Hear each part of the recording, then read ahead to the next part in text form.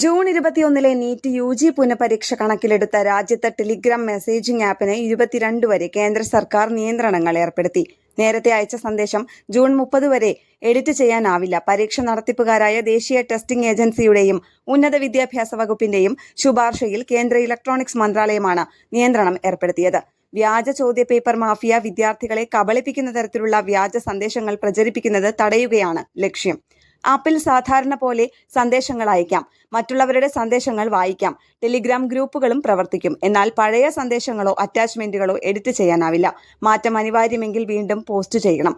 WhatsApp പോലെ സുരക്ഷാ സംവിധാനങ്ങൾ ഇല്ലാത്തതിനാൽ തട്ടിപ്പുകാർ ടെലിഗ്രാം ചാനലാണ് ഉപയോഗിക്കുന്നത്.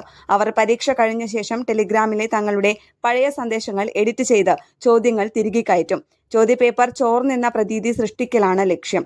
ഈ സന്ദേശങ്ങളുടെ സ്ക്രീൻഷോട്ടുകൾ സമൂഹ മാധ്യമങ്ങളിൽ പ്രചരിപ്പിക്കും. ടെലഗ്രാമിന് നിയന്ത്രണം ഏർപ്പെടുത്തൽ നീറ്റ് UG ചോദ്യപേപ്പർ ചോർച്ചയ്ക്കുള്ള പരിഹാരമല്ലെന്ന് ഇന്റർനെറ്റ് ഫ്രീഡം ഫൗണ്ടേഷൻ പറഞ്ഞു.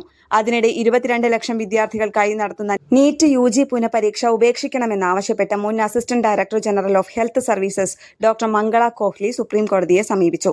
പരീക്ഷാ നടത്തിപ്പുകാരുടെ പിഴവിന് പരീക്ഷാർത്ഥികളെ ബുദ്ധിമുട്ടിക്കരുതെന്ന് ഹർജിയിൽ പറയുന്നു. Paper leaked, NEET, private mafia, reNEET 2026, reNEET mafia തുടങ്ങിയ ചില ടെലിഗ്രാം ചാനലുകളിൽ ചോർന്ന ചോദ്യപേപ്പർ എന്ന തട്ടിപ്പ് കണ്ടെത്തിയിരുന്നു. രക്ഷിതാക്കളും വിദ്യാർത്ഥികളും ഇവർ ആവശ്യപ്പെടുന്ന 14,000 രൂപ മുതൽ 10 ലക്ഷം രൂപ വരെ പണം നൽകുന്നുണ്ട് എന്നാണ് വിവരം. ചോദ്യപേപ്പർ സുരക്ഷിതമാണെന്നും തട്ടിപ്പ് വാഗ്ദാനങ്ങളിൽ വീഴരുതെന്നും NTA അറിയിച്ചു. നാഷണൽ ഡെസ്ക്, കേരള പ്രണാമം.